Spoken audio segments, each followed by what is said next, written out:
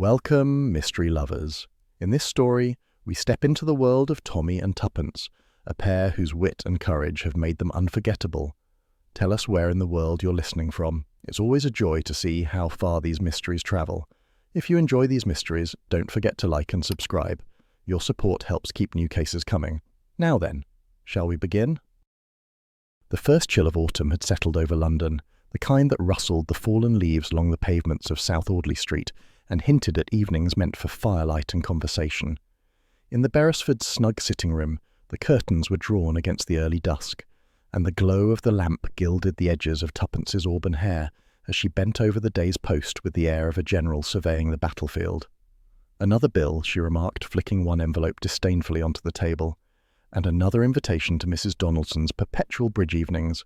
Honestly, if one more person expects me to admire her rubber plant while she trumpets her ace of spades, I may expire on the spot. Tommy, lounging with his customary air of cheerful scepticism in the armchair opposite, raised his brows. Darling, one does not expire at bridge. One merely surrenders. Speak for yourself. Tuppence tore open the last envelope, and her eyes widened. She drew out a card thick enough to have served as a weapon in lesser hands, embossed with curling gold letters. Now this is more like it. Sir Alistair Greystoke requests the pleasure of your company at the annual autumn harvest ball at Greystoke Manor. Tommy gave a low whistle. Greystoke Manor. That's the sort of place where the hors d'oeuvres are served on silver salvers, and one is expected to compliment the chandelier. Don't be frivolous, Tommy. This is an event. The harvest ball is famous. Country houses lit up like fairy palaces, orchestras hired from Vienna, and half of England's more dubious aristocracy in attendance. Dubious, eh? That sounds like trouble. He stretched his legs. Why would Sir Alistair want us? We're hardly social butterflies. Not since you tripped over Lady Rawlins' pug at Ascot, anyway. Tuppence ignored him, turning the invitation over. Her keen eyes noted a line at the bottom. Formal attire. Midnight toast to tradition. She tapped the card against her lips thoughtfully. I suspect it isn't our sparkling dance steps he's after. Do you remember Inspector Marriott's mention last week of a certain gathering in the country? Important guests, delicate matters and all that? Tommy sat up straighter. So you think this is the same one? Before Tuppence could reply, the telephone shrilled. Tommy picked it up. Marriott's gruff voice rumbled down the line, warm with recognition. Evening, Beresford. I suppose you've had an invitation? Tommy's eyes met Tuppence's over the receiver. To Greystoke Manor? Yes, one just fluttered in. Good. Accept it. And take Tuppence, naturally. I can't say much, but the Chief Constable's nervous. Too many important toes under one roof. And if I know that crowd, a few skeletons will rattle their chains before the last waltz. Any hint of danger? Tommy asked lightly. Marriott's chuckle was dry. With that lot, always. Keep your eyes open and remember, I didn't send you. When the call ended, Tuppence clapped her hands. Perfect. A ball, a country house, a hint of intrigue. Consider our plan confirmed. It'll be more like a funeral if Marriott's forebodings prove correct. Don't be morbid, Tommy. A little danger adds spice. The following week found them travelling by motorcar through lanes dappled gold and russet with autumn leaves. The sky was the colour of pewter, and the wind carried the scent of wood smoke. As they approached Greystoke Manor, the landscape opened into a wide sweep of parkland, where ancient oaks shed their leaves in golden flurries. The manor itself rose at the end of a long drive, all mullioned windows and ivy-clad stone, its chimneys sending pale smoke into the evening air. It does look the part, Tommy admitted, slowing the car before the great arched entrance.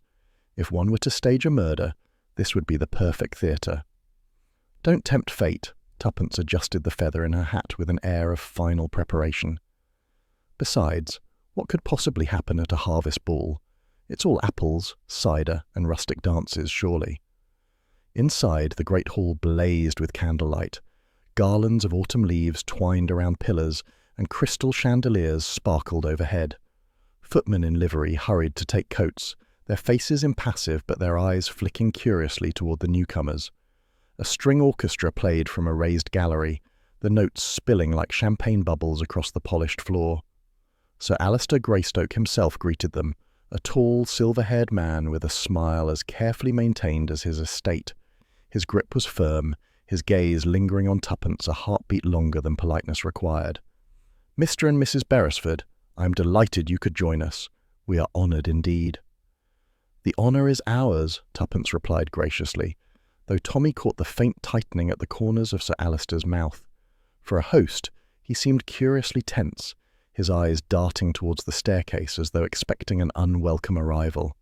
The crowd glittered with evening gowns and uniforms, jewels flashing in the candlelight. Tuppence, radiant in sapphire silk, guided Tommy through the introductions with the ease of a general marshalling her troops. Behind every polite smile she sensed a story. Lady Beatrice with her ostentatious diamonds and sharp tongue. Captain Redfern, straight-backed in his military dress but shadowed by bitterness. Clara Vale, a governess whose nervous fingers twisted her handkerchief to threads. There was gaiety, certainly, but beneath it ran an undercurrent, an unease that no music could quite dispel.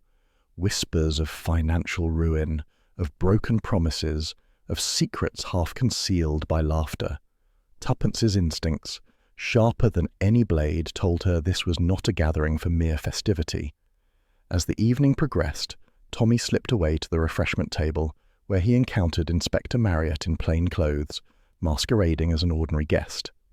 Marriott's nod was brief. "Keep your ears open. There are undercurrents tonight stronger than the champagne."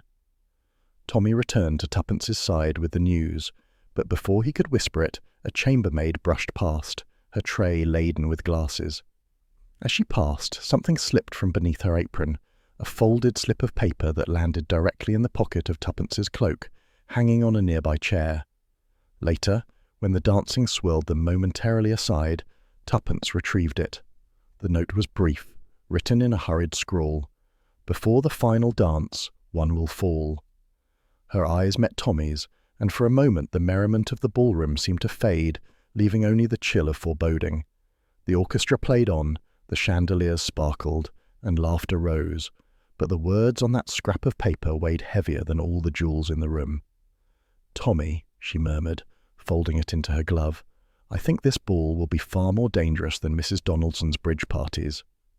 Tommy managed a crooked smile. "Well, at least you can't accuse me of being dull."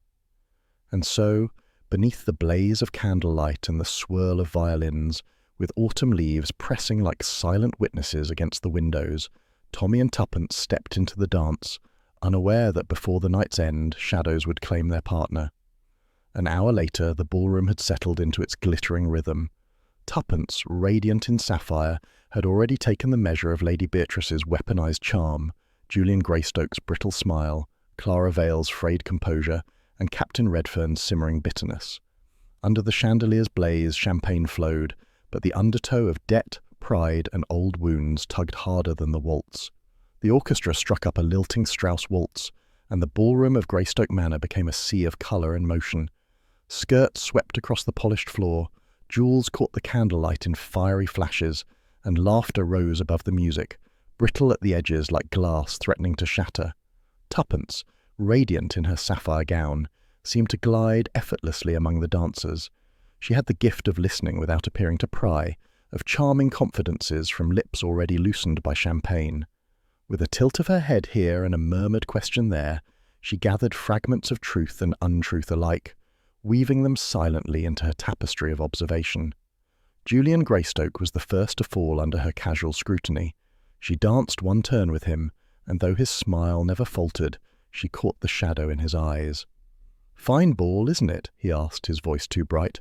"Splendid," she agreed lightly, though one wonders how Sir Alister manages it all. It must cost a fortune. Julian's hand tightened briefly on hers before he recovered. "My father spares no expense for tradition. You know how it is." "Indeed," Tuppence said, her tone bland. But she noted the sheen of perspiration on his brow, the faint tremor in his hand as he guided her through the steps. Debts, she thought, heavy ones. As the music shifted, Julian excused himself, bowing over her hand with gallantry a shade too hurried. Tuppence turned in time to see him slip through a side door leading to the gallery above. Moments later, Clara Vale, pale as a ghost in her modest gown, followed him, her nervous fingers clutching her shawl. Tuppence's eyes narrowed thoughtfully, Meanwhile, Tommy had chosen a position of vantage near the refreshment table. Dancing was not his métier, and he preferred observation to exertion. With a glass in hand and a grin that passed for amiability, he listened. Men talked more freely when they thought him half absorbed in the merits of champagne. From a pair of portly gentlemen he gleaned that Julian owed more than he could ever repay. "Gambled it away, poor fool," one muttered. "If Sir Alistair doesn't step in, the creditors will tear him apart." From another corner, he overheard Lady Beatrice's high laugh as she leaned close to a dowager. "Really, my dear, Greystoke must be nearly ruined. A pity, such a grand house to go under the hammer." Her jewels sparkled, her voice carrying just enough for half the room to hear. It was not the remark of a friend, but of a woman sharpening her claws. Captain Redfern, too, contributed his note of discord. Standing stiffly by the window, he muttered to no one in particular, "Betrayal wears a fine coat and smiles while men die in the mud." His scarred cheek flushed as he turned away from the group, startled into silence by his bitterness. The air in the ballroom grew stifling. Perfume mingled with the heat of too many bodies, the clink of glasses, and the swelling music. Beneath the gilt and candlelight, unease stirred like a shadow stretching long across the floor. Tuppence returned to Tommy's side, her eyes bright with suppressed excitement. "Julian has slipped away to the gallery. Clara followed. That girl looks ready to faint at a whisper." Tommy frowned. "Odd timing. Shall I?" "No," Tuppence said firmly. "Let's not scare them off. We'll see more by watching than chasing." So they lingered, and soon Tuppence drifted toward the conservatory, her instincts tugging. She stepped into the moonlit glass chamber, where orchids and roses breathed a heady fragrance. The night pressed against the glass panes, and her reflection seemed another guest moving beside her. On the marble bench lay a single glove, pale ivory, delicate and edged with lace. She picked it up thoughtfully. A lady's glove, recently dropped. Yet none of the women had entered the conservatory during the last hour. A clandestine meeting, then. Someone had been here before. She tucked the glove discreetly into her bag, her mind racing. A clue, or a red herring tossed deliberately into her path. When she rejoined Tommy, she found him watching Lady Beatrice with a wry smile. The widow was speaking in an undertone to Sir Alistair, her face flushed, her hand clutching his sleeve. Whatever she said made the host stiffen, his polished mask slipping momentarily before he smoothed it back into place. "They're all hiding something," Tommy murmured. "If you shook them hard enough, secrets would spill like coins from a miser's purse." "Let's not shake too soon," Tuppence replied, her gaze flicking again toward the gallery door. The music swelled louder, the dancers whirling faster. The chandeliers flared with light, the violins sang, and laughter rang too brightly.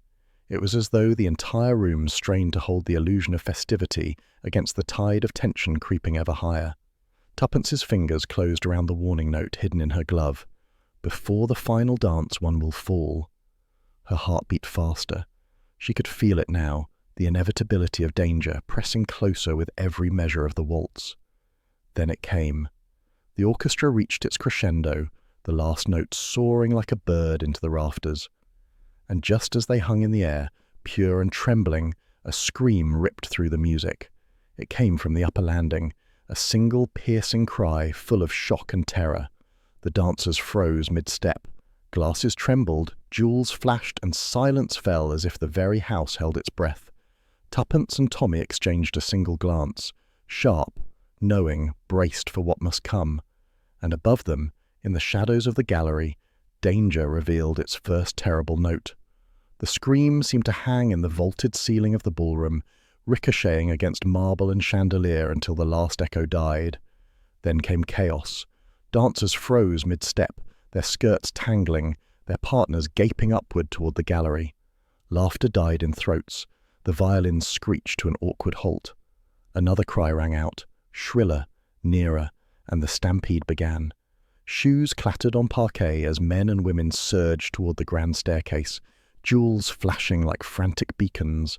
Footmen tried in vain to hold order, but the tide swept past them. Tuppence clutched Tommy's arm, her face pale but composed. "Come," she said simply, and together they pressed through the throng. At the foot of the stairs lay Julian Greystoke. His body sprawled grotesquely across the marble, one arm bent beneath him, his head twisted at an unnatural angle. His evening coat, a satin lapel catching the light, was soaked in spilled wine from the shattered glass lying inches away. Gasps and murmurs surged. Lady Beatrice clutched her pearls with such force that they rattled against one another. Clara Vale, arriving late with the others, gave a cry and collapsed in a swoon against the nearest chair. Captain Redfern muttered something violent under his breath, his scarred cheek crimson. Sir Alistair himself, towering above them all, raised a hand for silence, his face grim. "Enough!" His voice cracked like a whip. "This is an accident, nothing more. My son," he faltered, the word catching in his throat. "My son has fallen. The stairs. These things happen." But no one seemed convinced. The murmurs spread like wildfire, whispers hissing through the assembly. Drunk, perhaps? Or pushed? Look at his neck. Tommy crouched instinctively beside the body, though careful not to touch. Julian's eyes stared glassily at the chandelier above, his mouth slightly open. The angle of his neck was terrible, wrong. Tuppence, standing above, noticed something else. On the polished oak of the banister, just above where the body lay, a faint smear of pale powder gleamed. She leaned closer, her sharp eyes narrowing. Not dust. It was too deliberate, too fresh. Face powder, she thought, smudged as though a hand had grasped the rail with more than casual force. Sir Alistair, perhaps sensing the scrutiny, spread his arms. "Friends, please, compose yourselves. We must restore calm." His voice cracked again, but calm was the last thing present.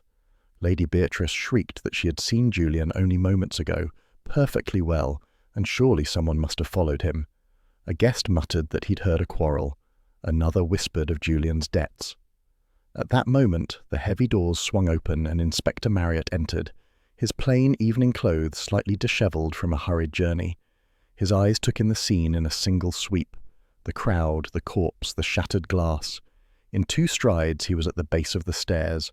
"Everyone stay where you are," he barked, the authority in his voice brooking no argument. "This is no longer a ball. This is a crime scene until I say otherwise." "Crime scene?" Sir Alistair protested. "You presume too much, Inspector. My son has suffered an accident." "An accident?" Marriott's keen gaze fixed on the body. "With a neck twisted like that? And a smear of powder on the banister? No, Sir Alistair. Until we know otherwise, this is suspicious death, and I'll be treating it so." The silence that followed was thick enough to choke. Tuppence stepped forward lightly, her voice calm though her heart beat fast. "Inspector," she said, "we'll help however we can. The guests are delicate. A little tact may be required." Marriott gave her a curt nod, grateful though unwilling to show it. "Keep them steady, Mrs. Beresford. And you, Beresford, watch the doors. No one leaves until I've taken statements." A ripple of dismay ran through the room. The women fluttered their fans, though none could banish the sudden chill. The men frowned, some muttering about reputations and scandal, but none dared openly defy Marriott's order. Lady Beatrice, theatrically, collapsed into a chair, her diamonds winking as she pressed a lace handkerchief to her lips. "Murder," she whispered, just loud enough for those nearby to hear. "We are trapped in this house with a murderer." "Or," Captain Redfern growled, "we're trapped with liars who would rather call it accident than face the truth." His eyes burned, though whether from grief, anger, or long-nursed grudges it was impossible to say. Clara Vale stirred, revived by a glass of water pressed upon her by a maid. Her pale face trembled as she whispered, "I saw him only an hour ago. He said he must speak to me, but then he left." She broke off, shuddering. Sir Alistair closed his eyes briefly, then squared his shoulders. "This hysteria will serve no purpose. Inspector, if you must investigate, do so swiftly and with discretion. My house will not be turned into a circus." Marriott ignored him, addressing the room. "Ladies and gentlemen, you will remain here until I can speak with you each in turn. No exceptions." The atmosphere shifted. Festive sheen gone as though a curtain had been ripped away. The chandeliers still blazed. The orchestra's instruments lay poised on their stands. The garlands of autumn leaves still twined the pillars. But every sparkle, every colour, seemed suddenly garish. The laughter of earlier echoed in memory like a cruel jest. Tommy straightened, murmuring to Tuppence, "Well, darling, here we are. A country ball with all the trimmings, and a corpse in satin as centrepiece." "Don't be flippant," she whispered back, though her lips curved faintly. "It's exactly what we expected." Her hand brushed the folded note hidden in her glove, and she shivered. Before the final dance, one will fall. The prophecy had come true with frightening speed. Marriott ordered the body covered and moved to a side chamber, pending the coroner's arrival. Footmen carried Julian away, their faces pale, the satin of his lapel catching one last gleam of candlelight before disappearing into shadow. In his absence, suspicion filled the void. Whispers mounted. Who had last seen Julian? Why had Clara looked so pale? Why had Lady Beatrice spoken of ruin? And why had Captain Redfern muttered of betrayal? Marriott gathered the Beresfords aside. "You know these social games better than I. Keep your ears open. Half these people will lie to my face, but to you, over champagne, they might let something slip." "Consider us enlisted," Tuppence said briskly. "Not enlisted," Marriott grunted. "Conscripted." Sir Alister stood rigid, his face like carved stone, though his eyes betrayed storm beneath. He spoke to no one, merely strode from group to group, issuing orders to servants, as if by managing the household he might control the narrative. But he could not still the murmurs. Some insisted Julian had been drunk. Others swore he had enemies, that he was blackmailing someone. Clara Vale's name came up too often. Lady Beatrice's jewels glittered too brightly for innocence. Captain Redfern's bitterness rang too sharp. Within an hour, the harvest ball had transformed into something else entirely. Not festivity, but a gathering of suspects. The violins were silent, the champagne untouched, the garlands drooping as though already funereal. And in the centre of it all stood Tommy and Tuppence, partners not only in dance but in detection, knowing with a certainty that the night had only just begun, and that somewhere among these glittering guests, the murderer of Julian Greystoke still moved freely, masked behind candlelight and civility. The manor seemed to hold its breath after Julian's body was carried away. The music had long since stopped, yet the silence was heavier than any note the violins might have played. Guests huddled in groups, voices hushed but insistent, as though whispering could shield them from suspicion. The autumn garlands drooped in the candlelight, mocking in their festivity. Inspector Marriott, pacing with restless precision, caught Tommy's eye. "Begin quietly," he muttered. "Keep them calm. Separate stories from theatre. The truth's in there somewhere, but you'll need a delicate hand." "Delicate," Tommy murmured to Tuppence as they slipped toward the conservatory. "That means you." "And you," she returned sweetly, "may play the bulldog at the window." The conservatory stretched like a glass jewel from the side of the house, its panes fogged by the chill pressing in from the night. Moonlight spilled silver across marble floors and glistened on the leaves of exotic plants. The air was scented with damp earth and roses, heavy, almost funereal. It was here, Marriott had decided, that interviews would unfold, away from the thrum of anxious guests in the ballroom. Clara Vale was the first.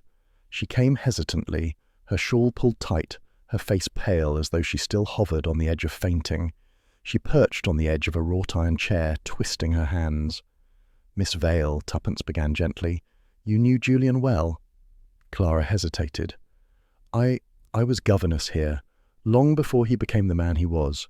I taught him his French verbs, his Latin declensions, though he never cared for books." A sad smile flickered, then died. "Lately he pressed me. He discovered something from my past. He said, if I did not do as he wished, he would reveal it." Tommy leaned forward. "Reveal what?" Her eyes darted, panic flickering. "It is not— No, I cannot say." "You must," Tuppence said softly. "Otherwise his threat will haunt you still." Clara shivered. "Years ago, when I was young, foolish, I was employed in a household where a theft occurred. I was dismissed. Nothing was proved, but the stain lingered. Julian found out. He said he would tell Sir Alister. I would lose my place here. I begged him not to. He laughed." Her voice broke. "But I swear I did not harm him. I left him in the gallery alive. I could never—" Tuppence laid a hand on hers, noting the tremor. "Thank you, Miss Vale. That's enough for now." When Clara left, Redfern entered, shoulders squared, jaw grim. The scar on his cheek caught the moonlight, harsh as the lines carved around his mouth. "Captain," Tommy greeted, You served in France, didn't you? Redfern's mouth twisted. Served, and bled, and watched men die while others lined their pockets. You mean Julian? Tuppence asked quietly. His eyes blazed. Yes. He profited while we starved, I know it. Contracts, supplies, falsified accounts. He lived soft while men under my command went without boots. I confronted him once. He laughed in my face. Tonight, he sneered again. Told me honour was a poor man's game. I could have struck him then. You didn't? Tommy asked. No. Redfern's voice was raw. Though God knows I wanted to, but murder? No. I swore I'd never kill outside the battlefield again. Still, his fists clenched. If someone else did it, I'll not weep. He strode out, leaving the air charged with bitterness. Next came Lady Beatrice, sweeping in as though she owned not only the conservatory but the night itself. Jewels sparkled at her throat. Her perfume wafted like a declaration. She dabbed at her eyes with a lace handkerchief, though no tears smudged her powder. Dreadful business, she sighed. Julian, such a charming boy, so full of life. Charming? Tommy said dryly. Well, she hesitated, then rallied. Difficult, perhaps, but he was family, and family, however troublesome, is still blood. She fluttered her handkerchief. Imagine, though, the scandal. Sir Alistair will never recover financially after this. Financially? Tuppence's voice sharpened. But the inspector has said nothing of money. Lady Beatrice faltered, then smiled too quickly. Oh, merely gossip. One hears things. Sir Alistair has investments. Some gone awry. Everyone knows it. Tuppence's eyes narrowed. Lady Beatrice had spoken with certainty, far beyond drawing-room chatter. Too much knowledge, revealed too soon. When she swept out again, the conservatory seemed colder. The moonlight glared against the glass, showing faint outlines of mist rising in the garden beyond. Tommy wandered toward the French doors, hands in pockets. He paused suddenly, crouching. Look here, he called. Tuppence joined him. In the soil, just beyond the threshold, faint but clear, lay a set of footprints. Small, narrow, pressed deep where the damp earth had yielded. They led away toward the shadowed lawn. Someone slipped out during the dance, Tommy murmured, but not in slippers. The heel is firm, sensible. A woman's boot, I'd wager. Clara, Tuppence suggested, or Lady Beatrice, though she'd never sully those satin shoes outdoors. Whoever it was, she left the ballroom in haste and did not want to be seen. Tuppence's gaze lingered on the prince, her mind weaving possibilities. A secret meeting, perhaps with Julian, or perhaps someone else entirely. They returned inside to find Marriott waiting, impatience etched in every line. Well? He demanded. Motives, Tuppence said. More than enough of them. Clara feared exposure. Redfern hated him for profiteering. Lady Beatrice knows more of Sir Alistair's affairs than she pretends. And the footprints, Tommy added. Tell us someone went outside when they shouldn't have. Marriott's eyes narrowed. Useful, but no proof. He turned, glaring back toward the ballroom. They're all foxes, every one, and I've got to find the one with blood on its teeth. The guests, corralled in uneasy clusters, shifted restlessly under the inspector's gaze. The fire in the ballroom crackled, throwing shadows over anxious faces. The laughter of hours earlier was gone, leaving only brittle conversation and darting glances. They were prisoners now, bound not by chains but by suspicion, and the long hours until dawn stretched before them like a gauntlet. Tuppence, watching, felt the note burn against her palm. Before the final dance one will fall, already fulfilled, but perhaps not finished. The words might be prophecy still. She looked at Tommy. Every alibi sounds neat, too neat. He nodded grimly. And every motive sharper. They all had reason to wish Julian dead. The question is, who seized it? The mist pressed closer to the windows, blurring the shapes of the garden. Somewhere in the house, a clock tolled midnight, each chime echoing like a warning. And in the conservatory's silvered light, among whispers and footprints, the game of truth and lies had only just begun. The storm broke over Greystoke Manor as though the heavens themselves had chosen to cross-examine the guests. Rain lashed against the tall windows, wind rattled the panes, and thunder rolled in the distance like a judge calling for order. Within the grand house the atmosphere was no less charged. The guests, restless and pale, murmured in corners under Inspector Marriott's stern eye. No one would leave until morning, The roads were impassable, the night thick with rain and suspicion. Sir Alistair had withdrawn from the ballroom, his face set in grim lines. He ordered brandy brought to his study and disappeared behind heavy doors. Tuppence watched him go, noting the stiff pride in his back, the almost theatrical dignity. "He retreats like a general to his bunker," she murmured to Tommy. "And leaves us the battlefield," Tommy replied. "Shall we go hunting for ammunition?" It was not long before opportunity presented itself. A maid, flustered by the inspector's commands, led Tuppence and Tommy toward Julian's rooms, seeking candles. The chamber had been hastily locked, but Marriott, recognizing their knack for finding threads others missed, gave them leave to search. Julian's suite was large but untidy, a reflection of a man who lived beyond his means. Evening clothes lay discarded, a gold-tipped cane rested against a chair, and the air smelled faintly of tobacco and cologne. On the desk lay scattered papers, hastily shoved aside as if interrupted mid-thought. Tuppence's eyes sharpened. Among the clutter sat a heavy leather-bound ledger, its corners worn, its lock broken. She opened it carefully, and by the glow of the lamp, lines of figures marched across the pages. Debts, transactions, names, all carefully tallied. "My word," Tommy muttered, leaning over her shoulder. "He owed money to half of London. Bookmakers, jewellers, even a pawnbroker in Soho. And look, what's this? Silent partner, Lady B. Surely not." "Lady Beatrice," Tuppence whispered. Her finger traced the entry. "The sum is large, and the date, recent." They turned another page. "Captain R," Tommy read. "Redfern? That doesn't fit. Unless Julian kept him tied through some financial tangle," Tuppence said thoughtfully. "But look more closely." She bent nearer, frowning at the ink. The handwriting, though similar, wavered on certain names as if forced.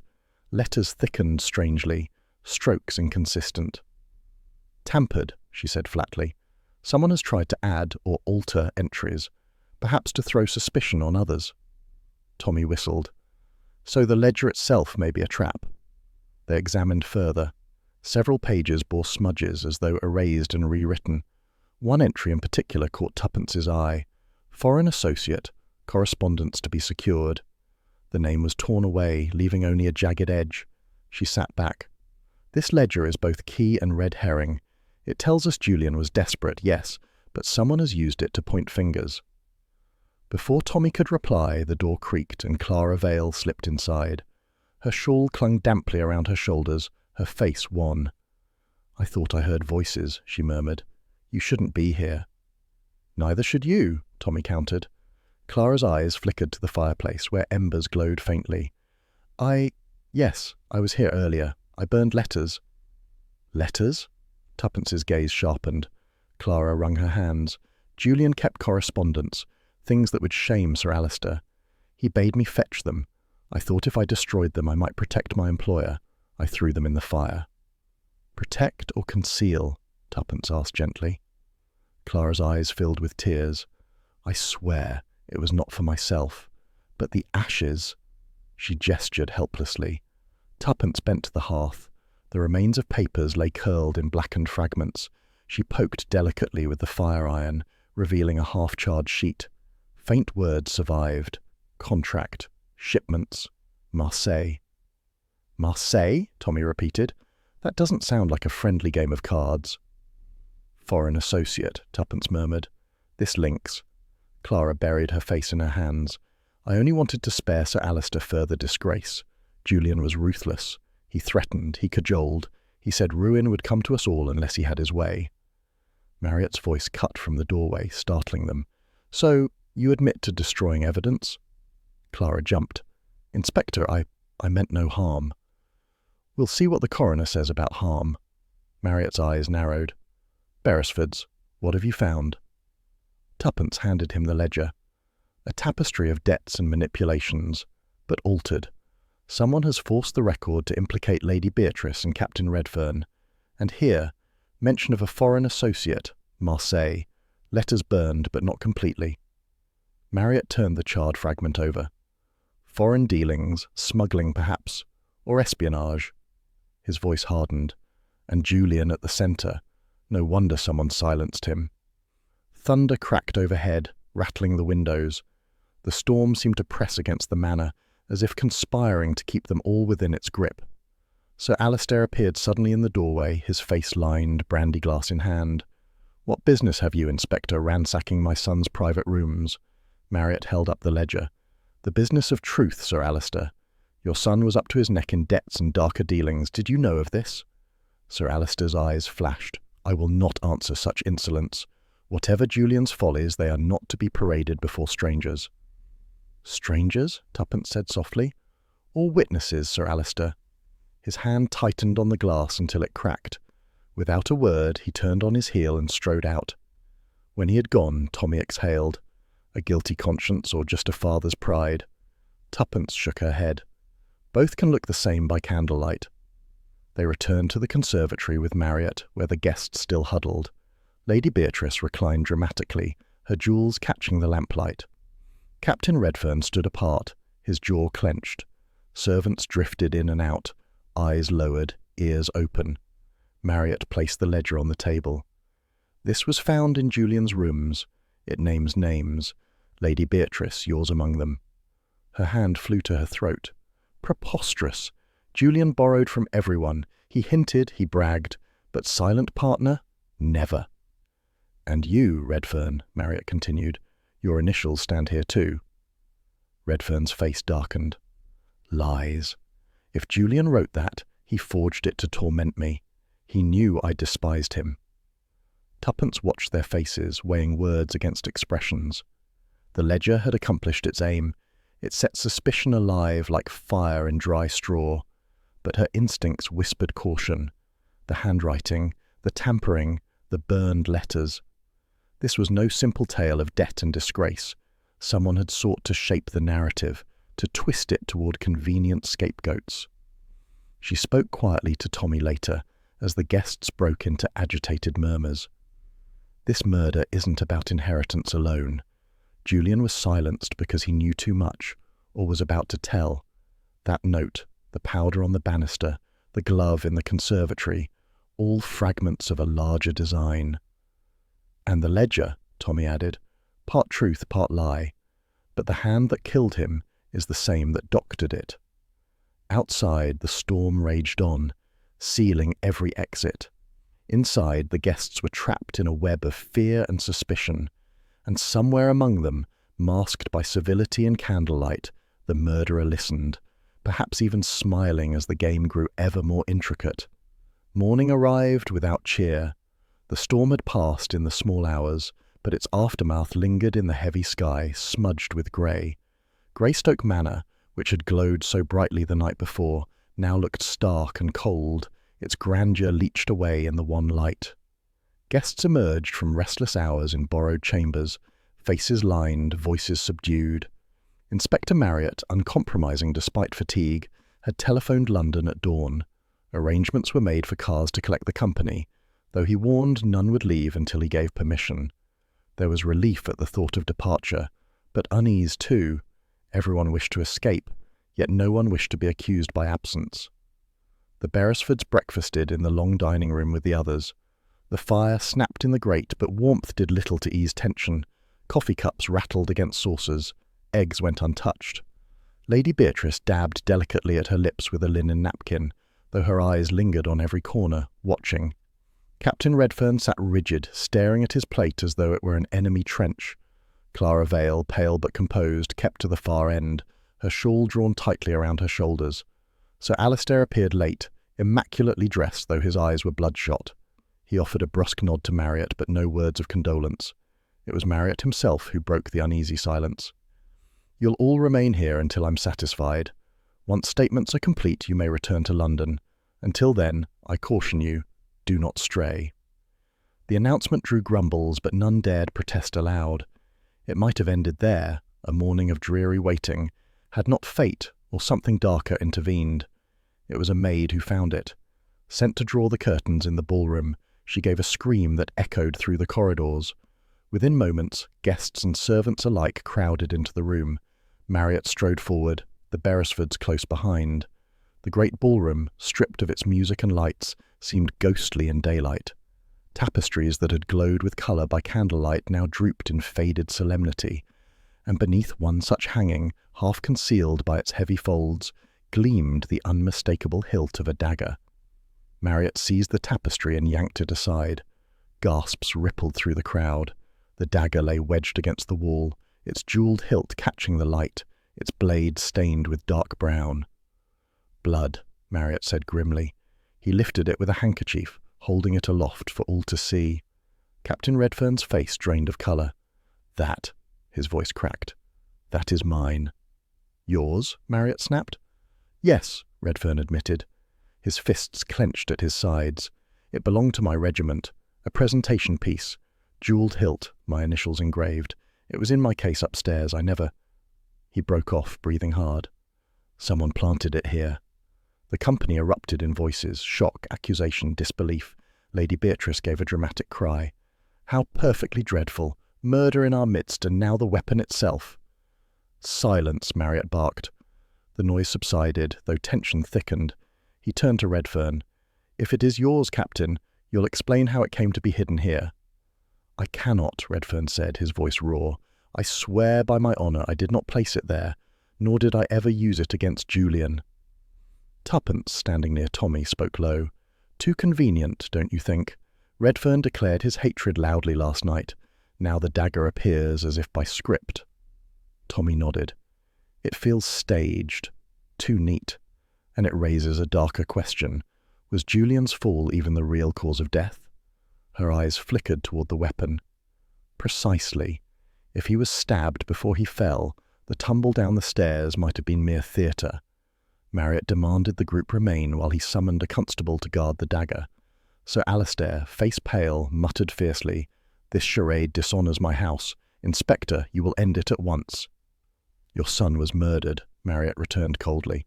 "The dishonour lies there." Lady Beatrice fluttered her handkerchief. "How cruel to speak so. Poor Sir Alistair to lose a son and bear insult besides." "Cruelty lies in lies," Marriott shot back, "and I will have the truth." As the dagger was carried away, suspicions flared hotter than ever. Guests exchanged glances sharp as blades. Accusations hissed in whispers. Clara Vale, perhaps emboldened by fatigue, rose suddenly from her chair. "You all pretend surprise," she said, her voice trembling but strong. "But this family, this house, has secrets long hidden. Julian was not the only one with debts or sins." Sir Alistair's face darkened. "Enough, Clara. You forget your place." "No, sir," she replied steadily. "I remember it too well. Servants see things, letters burned, names whispered, threats made in hallways. Do not imagine the household blind." Her words hung heavy in the air. Lady Beatrice gave a brittle laugh. "Really, the girl has been listening to too many novels. One would think we lived in a penny dreadful." But her hands trembled as she spoke, and Tuppence noted it. Later, as the guests dispersed uneasily, Tuppence and Tommy conferred with Marriott in the conservatory. The dagger lay on a table between them, glistening ominously. "Redfern insists it was planted," Marriott said. "But if so, by whom? And why here, in the ballroom?" "To be found," Tuppence answered promptly. "A staged discovery, calculated to throw suspicion." Tommy leaned against the glass. Mist still lingered outside, pressing against the panes. "But what if it's not only for suspicion? Suppose Julian was stabbed. The dagger must be hidden, then later revealed when convenient. It reframes the case entirely." Marriott scowled. "The coroner will determine cause of death. Until then, speculation only muddies the water." But Tuppence, thoughtful, traced a finger along the jewelled hilt. "It muddies, yes. But sometimes in muddy water, shapes emerge." The hours crawled. Sir Alistair refused to be questioned further, claiming exhaustion. Lady Beatrice staged scenes of grief, though her tears dried too swiftly. Redfern prowled the corridors like a caged beast, muttering of honour and betrayal. Clara moved quietly, but her eyes burned with defiance now. By late afternoon, the tension was near unbearable. Alliances fractured, even servants muttered. Every glance seemed an accusation, every word a blade. It was Tommy who voiced what they all felt, as he and Tuppence stood near the great fireplace. "This house is no longer a manor, darling. It's a powder keg, and someone has already struck the match." The house wore its exhaustion like a shroud. Curtains hung heavy in the pale light.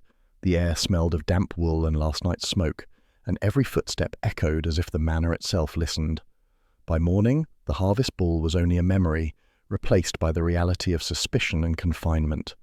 Tuppence, however, was not given to gloom. She had risen early, and while the rest of the household muttered over tepid tea, she slipped quietly to the conservatory. The glass chamber still glistened with dew, pale morning light filtering through mist on the panes. Orchids drooped languidly, roses hung their heads, and the faint scent of damp earth lingered.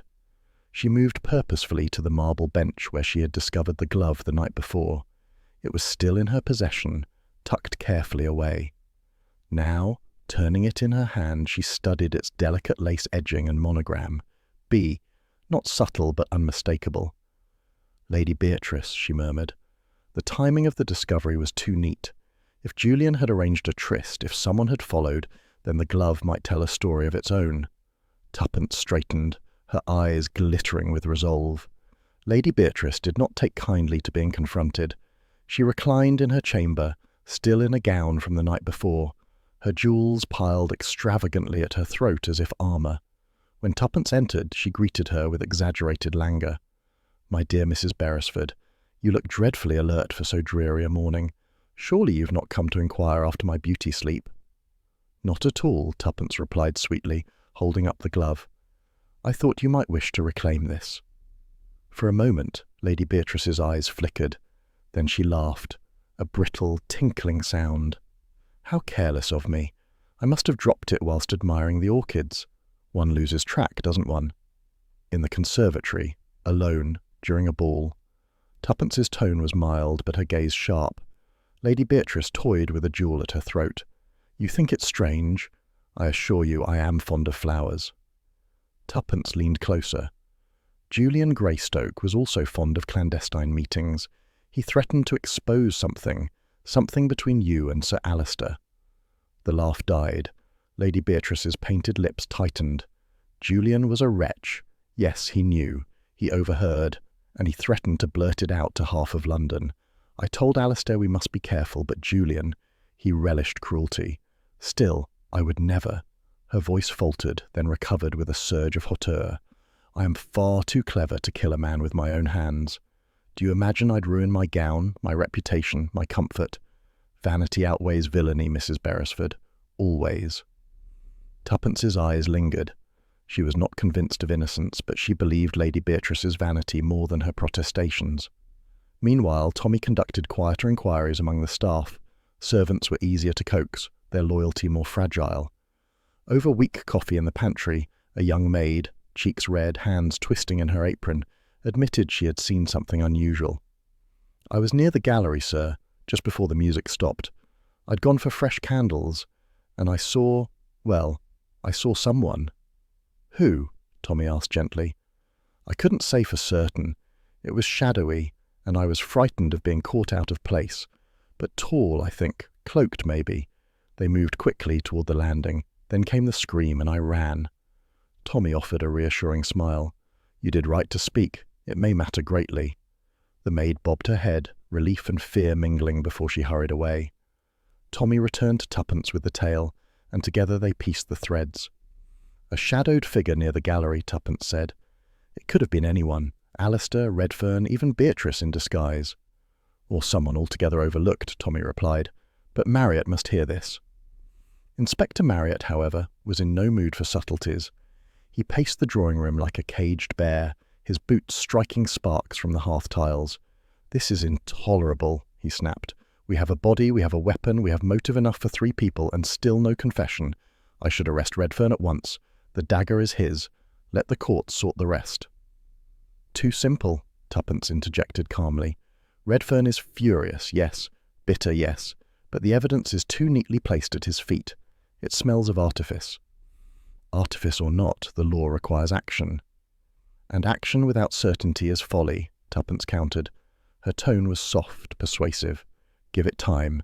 The guilty always reveal themselves. They cannot resist. Masks slip." Marriott glared, but in the end he grunted, conceding a temporary truce. That morning breakfast was less a meal than a battlefield. The guests gathered reluctantly, the long table gleaming with china and silver, the spread untouched. The clink of cutlery was drowned by the undercurrent of hostility. Lady Beatrice dabbed theatrically at her eyes. Such horror! I declare I may never recover. And yet here we sit, as though nothing has happened. Redfern slammed his cup down. Because nothing is said, lies and silence, better to face the truth head on. And what truth is that, Captain? Beatrice shot back. That you hated Julian enough to brandish a knife? Redfern's scarred face darkened. Better a soldier's knife than a lady's whispers that ruin men behind their backs. Gasps rippled. Clara Vale rose unsteadily. You quarrel like children while a man lies dead. Each of you has reason, you know it.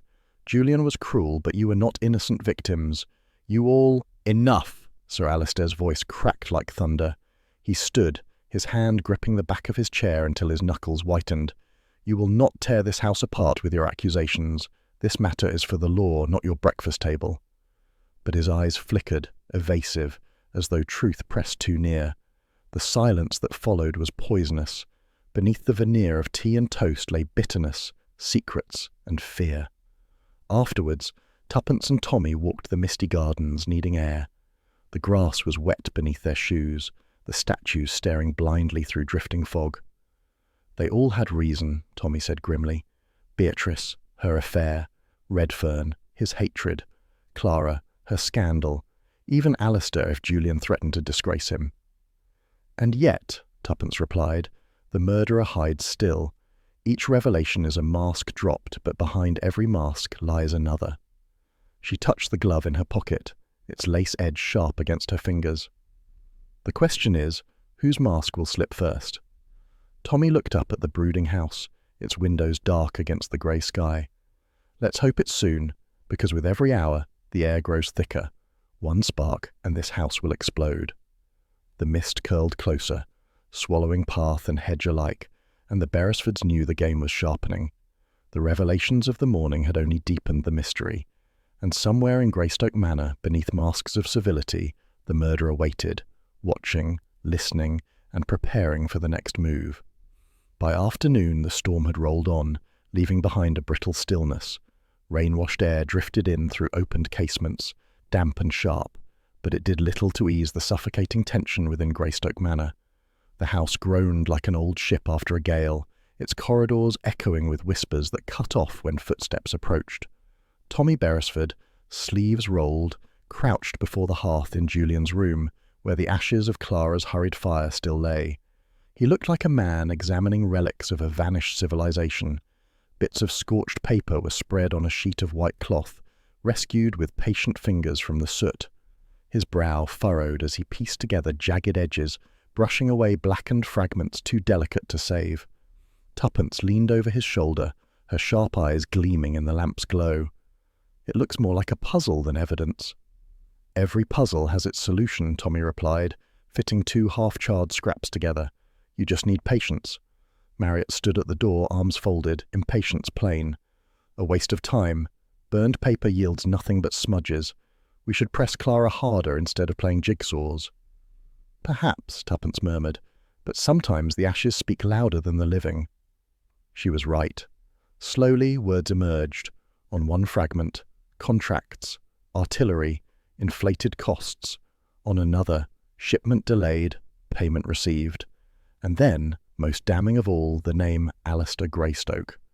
Tommy whistled low. War contracts, inflated sums, profiteering. He shifted another fragment, fitting it against the first. And look, Captain R, clear as day. Redfern, Tuppence breathed. This is no petty debt ledger. Julian had discovered corruption, grave corruption, hidden in the shadow of the war. Marriott's eyes narrowed. If that's true, half the motives in this house just doubled. Yet not all could be read. Several pages had been torn, not burned. Ragged edges showed where sheets had been ripped out before the fire. The absence shouted louder than the remnants. Deliberately removed, Tommy muttered. Someone wanted certain parts destroyed beyond hope, while letting the rest burn conveniently. Clara claimed she burned them to protect Sir Alistair, Tuppence said, but torn pages suggest another hand, a guilty hand. Tommy unearthed one more scrap, faint writing trembling in the margin. He squinted, then read aloud. Meeting at midnight. Gallery. A silence fell heavy. Marriott's jaw set. So Julian arranged to meet someone there, at the very spot he died. And someone, Tuppence added softly, ensured he would not leave alive. The revelation broke Clara. Summoned once more to the conservatory, pale against the sunlight filtering through damp glass, she clutched her shawl as though it alone shielded her. "Yes," she whispered when pressed. "Yes, I was there. Julian sent word. He wished to speak privately. He said if I did not come, he would tell everyone my disgrace. I went, but when I saw his face, I knew there would be no mercy. I panicked. I fled before anything happened." Marriott leaned forward. "At what time?" "Just before midnight. I heard the orchestra rise for the waltz. I left him there, alive." Her eyes pleaded. "You must believe me." Tuppence's gaze was steady. "Did you write this?" She drew from her glove the folded note. "Before the final dance one will fall." Clara flinched as if struck. "Where did you—" She broke off, trembling. Yes, I wrote it. I wanted to warn you, or anyone." Julian spoke recklessly. "I feared something dreadful would happen." "But why to me?" Tuppence asked gently. "I don't know. You seemed kind, different. I thought perhaps you might see what others ignored." Marriott slammed his hand upon the table. "So you admit to deception, to meeting him, to writing anonymous threats. What more is needed? You were there when he died." "No!" Clara's cry rang desperate. "I swear he lived when I left him. I never touched him. Someone else came after." Tuppence touched Marriott's arm lightly. "She is frightened, yes, but truth often hides beneath fear, not within it. I believe she protects someone. The question is, who?" The day dragged. Each hour waited. Outside, the sun broke through at last, gilding wet lawns and silvering the mist. Inside, the storm only deepened. Rumours crackled through the household like sparks on dry straw. Lady Beatrice sat stiff-backed, insisting on her innocence with shrill vehemence. "It is intolerable. To be questioned like a criminal when that governess practically confesses." Redfern stalked the corridors, muttering oaths. "Profiteering, they call it. Lies. He wrote them to damn me. Julian always envied my honour." And Sir Alistair withdrew to his study, refusing audiences, a man barricading himself behind oak and silence. The Beresfords met by the library fire, its flames struggling to warm the cavernous room. Tommy spread the recovered fragments across the table, the faint writing fragile as cobwebs. "So, Julian had proof," he said slowly, "or believed he had. Contracts, payments, names, enough to topple reputations, enough to ruin fortunes." "And enough to endanger his life," Tuppence replied. She tapped the missing pages. What lay on them was worse still. The torn sheets are the heart of this affair. Clara swears she did not remove them. "Which suggests," Tuppence said softly, "that someone else reached them first. Someone who feared exposure more than scandal, more than Julian himself." Tommy leaned back, frowning. "And yet," Clara wrote the note, "that binds her tight to this business." "Not as culprit," Tuppence murmured, "but as shield. She warned, but vaguely. She feared to speak plain because to do so might condemn another, perhaps someone she feels bound to protect." "Sir Alistair?" Tommy guessed. "Or even Redfern. She might pity him, his bitterness, his ruin. But pity does not equal guilt." They fell silent, listening to the wind moan faintly through the chimney. The evening meal, served under Marriott's watchful eye, was tense to the point of fracture. Conversation faltered, then erupted into quarrels. Lady Beatrice raised her glass with trembling hand. "Shall we toast, then? To Julian, poor dear boy, whose flaws we now dissect as if he were a specimen on a board." "Flaws?" Redfern barked. "He was a parasite, and worse. He lived fat while men bled lean. Don't pretend he was harmless." Sir Alistair slammed his fist upon the table, his composure shattering. "Silence! You will not sully his name further in my house." "Your house," Clara whispered suddenly, her eyes fierce. "But not your honour. Julian was ready to reveal everything. He said so to me. He said by dawn the world would know." A chill swept the room. "Then he sealed his fate," Redfern muttered darkly. Marriott seized on the words. "Exactly. Whoever feared revelation struck to silence him, and the diary, he gestured at the fragments, confirms his intent. The meeting at midnight was no tryst, but a reckoning.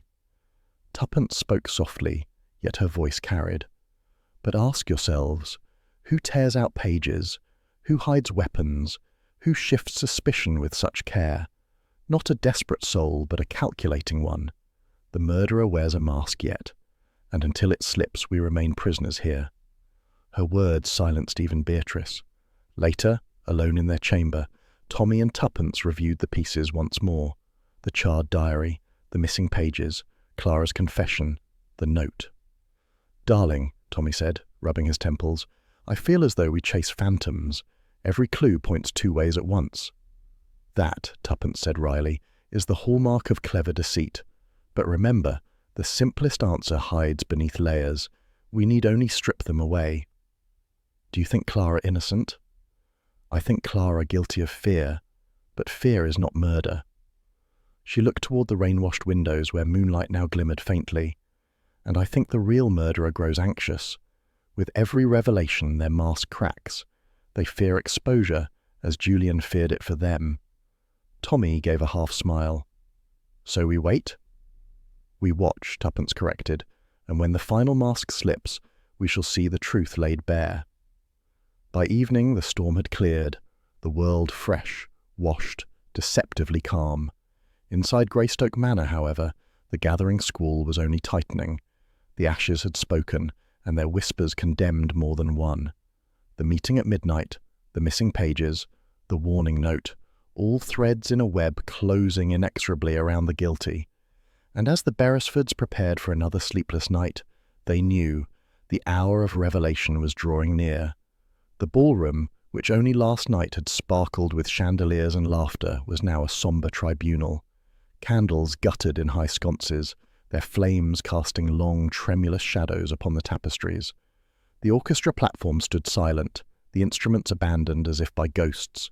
Chairs were arranged in a semicircle, and upon them sat the suspects, Lady Beatrice glittering still in jewels, Redfern stiff-backed and hollow-eyed, Clara pale but resolute, and Sir Alistair, immaculate as ever, yet curiously still, like a statue carved to hold its breath. Inspector Marriott stood to one side, arms folded, his face a mask of stern expectation. At the centre of it all, Tuppence Beresford, her eyes bright, her voice calm, prepared to unravel the last threads of deceit. Tommy hovered by her side, papers in hand, the picture of steady support. "Ladies and gentlemen," Tuppence began, her tone deceptively conversational, "we have danced around shadows long enough. Tonight we must face the truth. I ask you, indulge me in a reconstruction, a final dance, if you will, for only by retracing our steps can we discover whose footfall ended Julian Greystoke's life." A murmur ran through the company. Redfern gave a bark of bitter laughter. "Theatricals, always theatricals. But very well, let us dance in death's honour." Lady Beatrice dabbed at her lips with a scented handkerchief. "I find this ghastly, but if it will hasten our release—" Sir Alistair inclined his head stiffly, his composure unbroken. Tuppence clapped her hands lightly. "Then let us begin. Captain Redfern, Lady Beatrice, Clara, Sir Alistair, take your places as you were when the orchestra struck its waltz." Reluctantly they rose and moved to their positions. Clara timidly near the gallery door, Lady Beatrice by the hearth, fluttering and ostentatious, Redfern by the windows, scowling into memory, Sir Alistair at the centre, commanding yet curiously detached. "Now," Tuppence continued, as the music swelled, Julian left the floor. "We know he went toward the gallery. Clara, you followed, yes?" Clara's voice trembled. "Yes. He bade me meet him there, but I fled." "And yet," Tuppence said gently, "you paused. A maid saw a shadow, tall and cloaked, near the gallery. That was you, but you did not linger long." Clara bowed her head, silent. Tuppence turned, her eyes sweeping the room.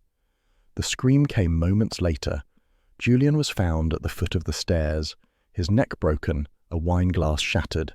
The scene suggested a fall. She paced slowly, her words deliberate. But one detail we saw at once kept nagging, the pale powder on the banister, too delicate for spilled wine. Cosmetics, ladies and gentlemen." She moved to Lady Beatrice, who stiffened visibly. "I had occasion to glance at your dressing table, Lady Beatrice. Your powder compact, the same pale shade. The smear was yours." Gasps whispered through the room. Beatrice's face blanched, then flushed. "Yes, I admit, I touched the banister. I rushed to the landing after the scream. I leaned too near. Is that a crime?" "No," Tuppence said softly. "But the smear was placed after the fall. Someone wished to suggest a woman's presence there at the fatal moment. A diversion, no more." Lady Beatrice sagged with relief, though her eyes sparked fury. "So I am made a pawn in someone else's game." "Indeed." Tuppence turned to Redfern. "Then the dagger, your dagger, Captain, found beneath a tapestry, wiped clean, too clean. No fingerprints, not even yours." Redfern's scarred face darkened. "I told you, I never touched it. Julian hated me and I him, but I'd not sully my honour with a stage stabbing." "Exactly," Tuppence said. "The dagger was never meant to kill. It was meant to incriminate. Its discovery was theatrical. Too precise, too well timed." Marriott grunted. "So both clues are false trails. Convenient false trails." Tuppence nodded. "And now we come to the heart." She paused, letting the silence deepen, letting all eyes fix upon her. Julian discovered corruption. His burned diary revealed fragments, contracts, payments, profiteering. Names. Captain Redfern, yes, but also Sir Alistair Greystoke. At this, Sir Alistair's mask remained steady, though his hand tightened on the arm of his chair. But what was missing, Tuppence continued, was most telling. Pages torn out before the fire. Pages someone feared most of all. Last night, when I examined the ashes again, I found what had slipped unseen, a corner of one missing page, half-burned, lodged beneath the grate. From her pocket she drew a folded fragment, scorched at the edges. The room leaned forward collectively. Marriott's eyes gleamed. Tuppence read clearly. "If Alistair falls, the house falls. He fears exposure more than ruin. Midnight, the gallery, he will come." The words struck like a thunderclap. Silence thundered louder than speech. Sir Alistair rose slowly, his face pale but dignified. "Forgery," he said flatly. "Julian was a liar. He sought to drag me down with him." "Perhaps," Tuppence said, "but the fragment was in Julian's hand, and it fits the torn edge of his diary precisely." Alistair's eyes darted, toward Beatrice, toward Redfern, toward Clara, as if seeking allies. He found none. Marriott stepped forward. "Enough pretense, Sir Alistair. Your son discovered your dealings. He threatened exposure. At midnight, you met him in the gallery. You contrived his fall, making it seem accident. Afterwards, you planted the powder, the dagger, the diversions. But detail betrayed you." Alistair's composure cracked at last. His voice rose, harsh, stripped of its charm. "Do you think I would see all I built destroyed? Decades of power, of position. Julian was reckless, ungrateful, a fool. He would have dragged the Greystoke name through filth. I did what was necessary." Lady Beatrice gave a faint scream, pressing her jewels as if they could shield her. Clara covered her face. Redfern muttered an oath. Marriott's voice was iron. "You confess, then?" Sir Alistair's breath came ragged. "Confess? No. I state fact. A father defends his house. A man defends his honour. If that be crime, then let the law strike me down." Marriott stepped closer, signalling the constable. "The law will." For a moment, time seemed suspended. The great chandeliers glimmered, the tapestries stirred faintly, and Sir Alistair Greystoke stood like a figure carved from stone, his mask shattered, desperation laid bare. Then the constable stepped forward, and the spell broke. Sir Alistair sagged, no longer the proud host, but a man undone by his own hand. Afterwards the ballroom emptied slowly, murmurs rising like the rustle of dead leaves. Lady Beatrice departed in tears that fooled no one. Redfern stalked away, shoulders bowed but unbroken. Clara lingered, her eyes wet, whispering thanks to Tuppence with trembling lips. Marriott clasped Tommy's shoulder. "Well played. I nearly charged the wrong man. But your wife?" He shook his head in grudging admiration. "She sees further than most." Tommy grinned. "She usually does." Tuppence, standing quietly by the dais, watched the constables lead Sir Alistair away. Her voice was soft but resolute. Masks always slip in the end. The trick is to be watching when they do. Tommy offered his arm, and together they left the great hall. The chandeliers dimmed behind them, the echoes of music long since faded, and Greystoke Manor settled into silence, a house purged of secrets, yet scarred forever by the final dance. Dawn crept reluctantly across the estate, painting the sky in strokes of pale gold and grey. Greystoke Manor stood hushed, its windows dark, its grand facade dulled by the passing storm. The banners and garlands of the harvest ball, once radiant with colour, now drooped and sagged like forgotten theatre props after the curtain had fallen. It was not a house preparing for celebration now, but one recovering from disgrace. In the great hall, trunks were shut, coats shrugged on, and the weary guests prepared to depart their gilded prison. They had arrived expecting music and gaiety, but they left carrying the taste of scandal upon their tongues. Inspector Marriott, brusque as ever, stood near the door directing constables. Sir Alistair Greystoke, stripped of all his imperious dignity, had been taken away at first light under guard. The echo of his boots on stone steps lingered in memory, a sound more final than any gavel. Lady Beatrice descended the staircase with practised poise, though her eyes were red-rimmed from a night without sleep. Jewels still clung to her throat, but they seemed gaudy now, desperate rather than dazzling. She paused only long enough to murmur to Tuppence, "One must survive, dear. Scandal passes. Reputation, well, that can be dressed again." Tuppence inclined her head, her expression unreadable. "Yes, Lady Beatrice, but masks are not always so easily mended." Beatrice's smile wavered. She swept out to her waiting motor car, her perfume lingering like a ghost after her departure. Captain Redfern followed shortly after, his greatcoat buttoned high, his scarred face set in grim lines. He shook Marriott's hand stiffly, then turned to Tommy. "Your wife is clever," he said roughly. "Too clever, perhaps, but truth is truth. Greystoke's corruption, it leaves its stain on all who served under him.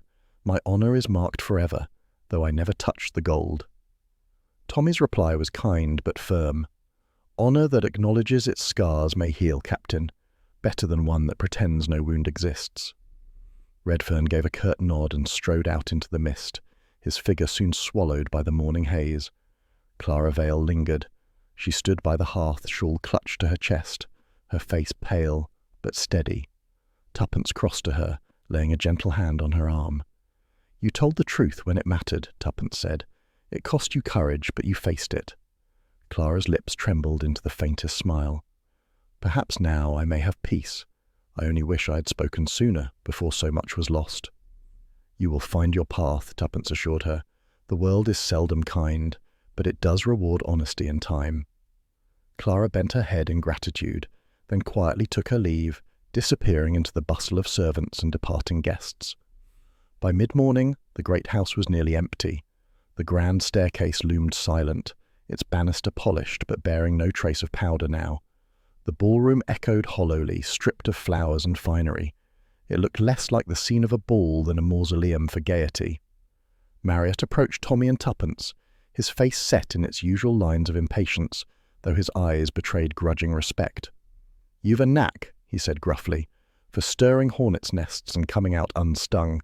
Your methods are unorthodox, Mrs. Beresford, reckless even. But damn it, you see what others overlook." Tuppence's lips curved. "Observation, Inspector. That and a little intuition. The rest is only persistence." "Persistence," Marriott repeated, shaking his head. "Whatever it is, it worked. You've my thanks, though don't expect me to make a habit of saying so." Tommy grinned.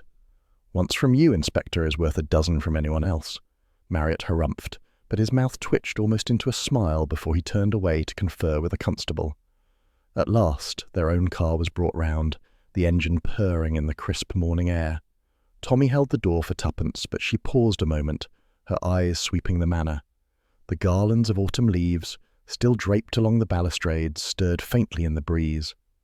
What had been festive now resembled a funeral shroud, a reminder of how swiftly splendour could decay. The harvest ball had promised glamour, yet beneath the gold and music had lurked rot. "Funny, isn't it?" Tuppence said softly as she climbed into the motor car. All the glitter, the dancing, the bright leaves. It seemed so alive, and yet beneath it, everything was already crumbling. Glamour is often only a mask for decay. Tommy settled beside her, tugging his coat closer against the chill. Then here's a resolution, old thing. We avoid dances for the next decade. Too much chance of corpses tumbling out of cupboards. She laughed lightly, though her eyes still lingered on the house. I'm not sure we'd escape trouble even in a village fete, but perhaps you're right. Let's stick to quiet suppers. The car rolled down the drive. A crisp autumn wind swept across the grounds, sending leaves tumbling in bright flurries. They skittered over the gravel, chasing one another like restless spirits before settling into silence. Behind them, Greystoke Manor receded into the mist. Its secrets were buried now, buried with Julian, with Sir Alistair's pride, with all the whispered scandals of that ill-fated night. But secrets, Tuppence knew, were never wholly forgotten. They lingered like echoes, waiting for the right moment to be heard again. She leaned back in her seat, her hand slipping into Tommy's. The road curved ahead, lined with trees blazing red and gold, their leaves falling steadily. The season turned, as seasons always did, but for those who had walked the corridors of Greystoke Manor, the harvest ball would never be remembered with joy again. It would remain forever a tale of shadows, of masks, and of a final dance that revealed the truth.